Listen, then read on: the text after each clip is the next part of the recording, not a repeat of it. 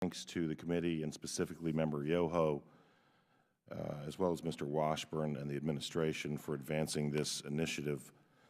A moment ago you said, and I quote verbatim, the Chinese do a lot of things that don't make any economic sense. I agree. Would you submit that they make strategic sense? I would. And so if the Chinese are not dumb, and they're not, and they're doing things that don't make economic sense with lots and lots of money, would it seem then logical to presume that they're doing them in order to advance our strategic agenda? Well, they could do things like build a soccer stadium in Zambia. It makes no economic sense, and then just give it away. Right. So, but they might do that to curry favor with the regime in Zambia, for example, and that would be then advancing your strategic agenda, correct? that's correct. Okay, I'm not trying to be hostile. I think what you're doing is great, and I think you're doing it well.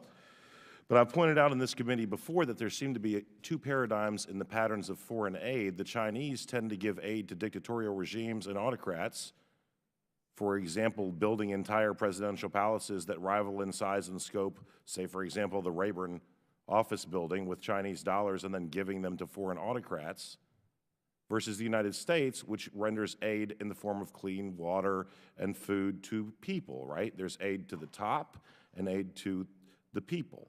And I would submit that the American paradigm works only when the people exist in a nation wherein the people have the ability and the right to assert themselves. And where that is the case, that indeed the American paradigm is superior to the Chinese paradigm. We get more bang for the buck.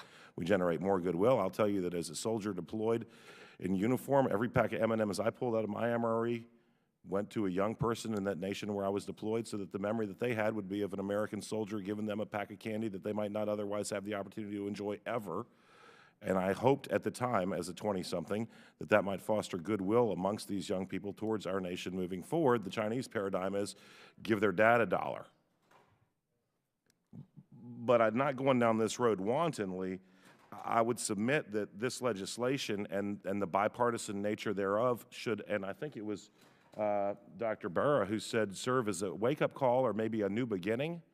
That when Vandenberg suggested that politics should stop at the water's edge, all too often in this committee and Homeland Security, I understand it in Education and Workforce where I also sit, I've seen partisan sniping by this side taking shots at policies from the previous administration and by that side taking shots at this administration, which don't serve to advance the Americans' nation's best interest at home or abroad. And it makes me want to pull my hair out that we should get back to that Vandenberg concept that politics should stop at the water's edge, because we're so darn far behind here that I wonder if we can catch up. And I'm not trying to lecture you, but this needs to be said. Maybe somebody somewhere will watch it and take it to heart.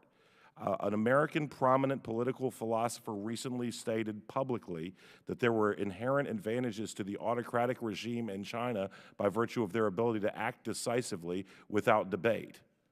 Now, as someone who is absolutely passionately in love with the idea of the American experiment, that individuals should have the rights to make decisions for themselves, that the best interest of the collective is advanced best by empowering the individual, I loathe the idea that that person might have been right.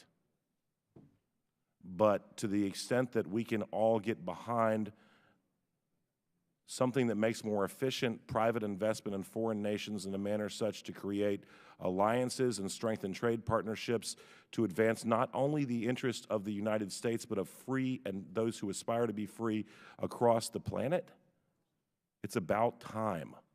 So thank you for what you're doing. My genuine and sincere thanks to my colleagues on the other side of the dais. We need to work together to get this sort of thing right, because we are being lapped by people who do not have the best interest of freedom and self-determination at their hearts. I'd yield back.